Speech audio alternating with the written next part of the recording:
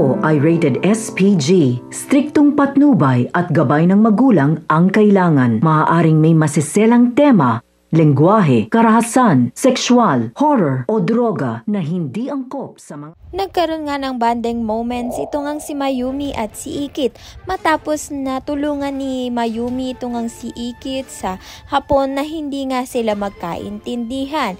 Inimbitahan nga ni Mayumi ito ngang si Ikit sa birthday party nga ng kanyang stepson. Hindi nga alam ni Ikit na ang birthday party pala na a-attendan niya ay ito ngang si Victor Johnson ang matagal nga niyang pinaghahanap. Kaya naman nga't nang makita niya nga ito ay pinuntahan niya nga agad at sinampal at kinumpunta nga na siya nga ang nang-scam nga sa kanya ng 150,000. Makikita nga ni Mayumi na sinampal nga ni Ikit ito nga si Victor.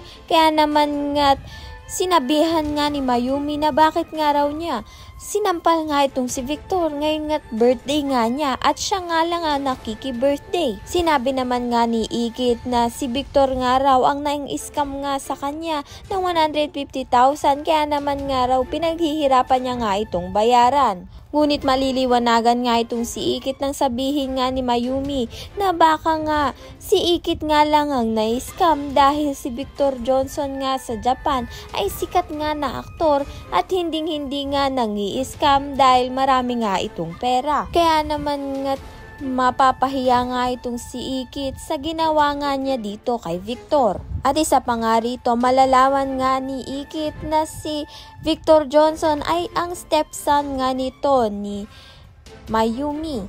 Kaya naman nga't magwo-walk out na nga lang itong si Ikit sa birthday party nga nito ni Victor. Malaman pa nga kaya ni Ikit ang katotohanan na si Mayumi nga ang kanyang tunay na ina.